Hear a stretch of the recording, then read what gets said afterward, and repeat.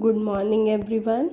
Today we are going to start our new chapter, that is chapter number 2, adaptation in plants. Now, there is a term adaptation. Have you heard this term before? And do you know what is the meaning of term adaptation? Adaptation means an animal or plant when they adapt themselves or change themselves according to the surroundings. That's what we call adaptation. And the whole process of changing to suit the surrounding, that is what we call adaptation. So adaptation क्या है? खुद को बदलना so that we can adjust in those conditions, those surroundings.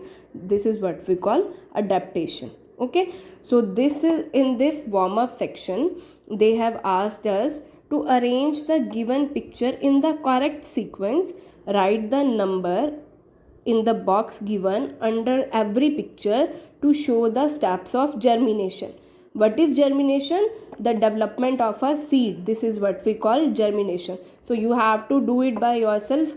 What will come at the first position, what will come at the second position, and what will come at the third position, and on the last. So you have to try it by yourself. Okay, so let's start it then.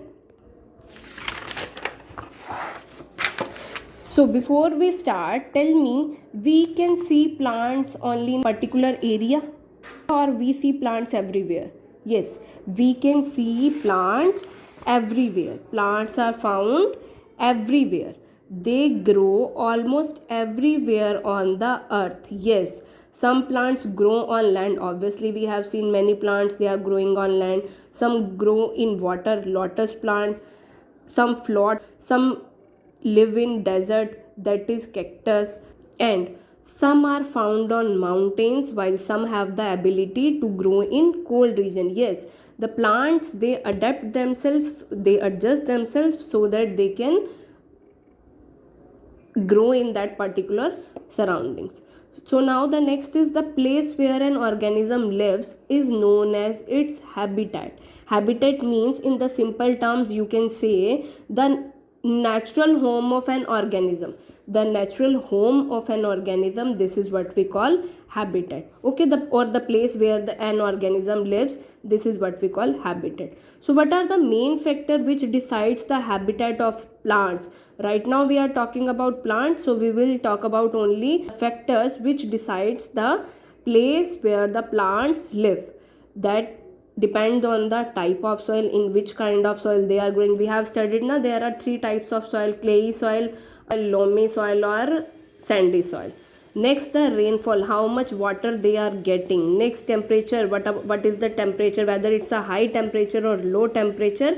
And the altitude means the height from the sea level.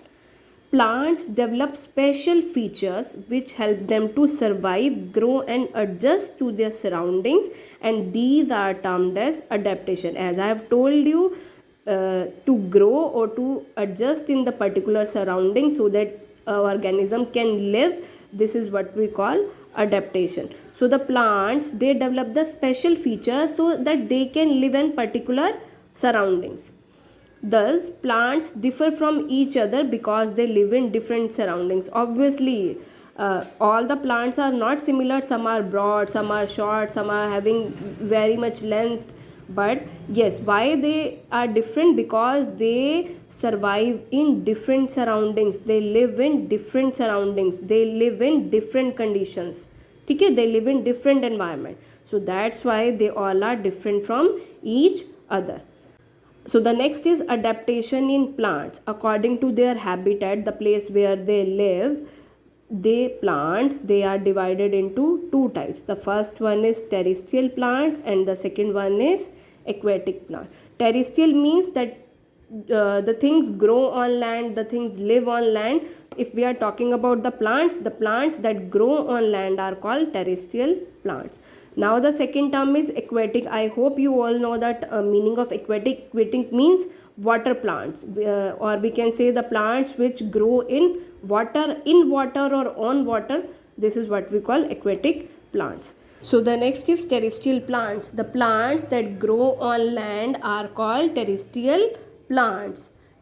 So there are these includes the plant which grow on land. They includes the growing plains, hills, coastal areas, desert, marshy areas, grassland and rainforest. They all comes in the plants which grow on land. There are many kind of terrestrial plants because of different type of climate and soil. Why we are having so many terrestrial plants? Because they grow in different climates and soil. Now we are going to talk about the plants in plains. The climate in plain is very hot and dry in summers and cold in winter. So the plants which are growing in plains, we know in plains the climate is very hot during summer season and cold during winters. And what is the quality of the plants which are growing in plains? They are having lots of branches. They can bear the heat of summers and the cold of winters. As I have told you, in plains during summer season it's very hot and dry, and during winter it's very cold. So the plants which are growing in plains, they tolerate the heat of in summer and cold of winters. The plants which are growing in plains, they shed their leaves during autumn season. Why they do so? Because to protect themselves from cold. The plants growing in plains, they shed their leaves in autumn to protect themselves from cold. And the trees which shed their leaves during autumn season to protect themselves from cold, they are called deciduous trees. And the examples are shisham, banyan, peepal, mango. They are examples of the plants which are growing in plains. As you can see here, there are lots of branches and they shed their leaves during autumn season to protect themselves from cold. They bear the heat in summers, and during winters they bear the cold also. So now the next is plants in hilly areas. We know in hilly areas are cold areas, and the trees the growing in hilly areas, they are very tall and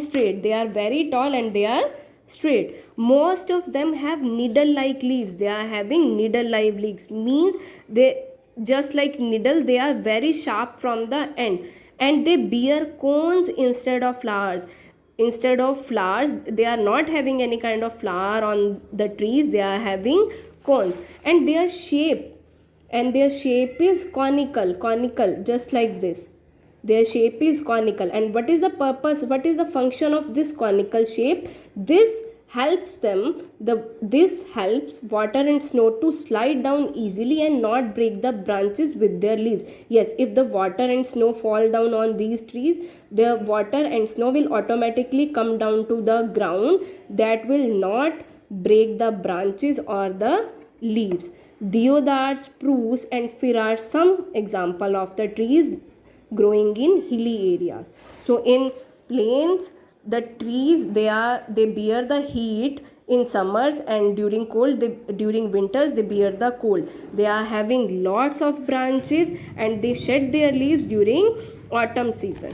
Now we have talked about the plants in hilly areas. In hilly areas, the environment is very cold, and the trees they are growing very tall, and the growing trees are very tall and straight. They are having needle like leaves, and instead of flowers they bear the cones, and their shape is very conical. So the next is plants in coastal areas. What are coastal areas? The areas which are near the sea, those are known as coastal areas. And in this area, we all know the sea water is very salty. So in this area, water is very salty and climate is usually humid. Humid means there is a presence of water vapor in the environment. Some plants like coconut, teak, trees grow in this area. They are known as evergreen trees. Why? Because they do not shed their leaves. They remain evergreen. And rubber, pepper also grow in such climate. So the next is plants in desert. In desert, we know the climate is very hot and dry, and the plants which are growing in desert, they do not have the leaves. They have spines instead of leaves. Spines means this is what we call spines. and rainfall is scanty. Scanty means small or insufficient quantity, water quantity. Temperature is very high. Obviously in desert we know the climate is very hot, so temperature is very high, and very few plants grow there. In those plants the leaves are modified into spines. As I have told you, the desert plants, they are not having leaves. Instead of leaves they are having spines, and these spines help them to prevent the loss of water. They help in the prevention of loss of water. The stem, as we all know, they are not having leaves, so how do they prepare their food? Their green stem, the green and fleshy stem, do the function of leaves, means the stem prepares the food for the plant. We know that plants, the leaves prepare the food for the plant, but in cactus the stem, the green stem, prepare the food for the plant, or that green stem do the function of the leaves. It also store food and water. This green stem store food and water. Cactus and date palm are some examples of desert plant. So the next is plants in marshy area. In marshy area the soil is clay with a lot of water in it, or we can say in marshy areas the soil is sticky and clay. The plants, they are growing in the marshy areas that are known as mangroves. They are called mangroves. Their roots, this is a very little, as they are growing in as the soil is clay, so which means there is a very little air between the soil particles.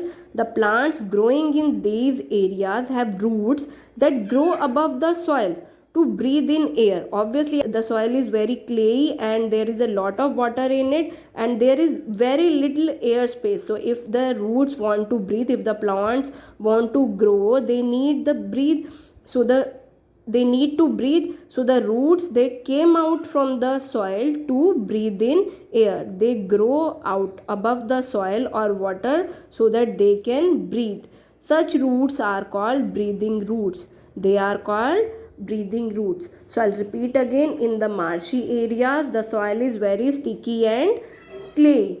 The plants that grows in the marshy areas, they are called mangroves. Their roots, the roots of these plants do not get air as they are covered with the soil and water. So the roots grow out from the soil and water so that they can breathe. Such roots are called breathing roots. उन roots को क्या बोलते हैं हम? They are known as breathing roots. Okay. So this was all for today. You have to read up to here and try this warm up section. Okay. In the next class we will discuss this warm up section and further parts of this chapter. Take care.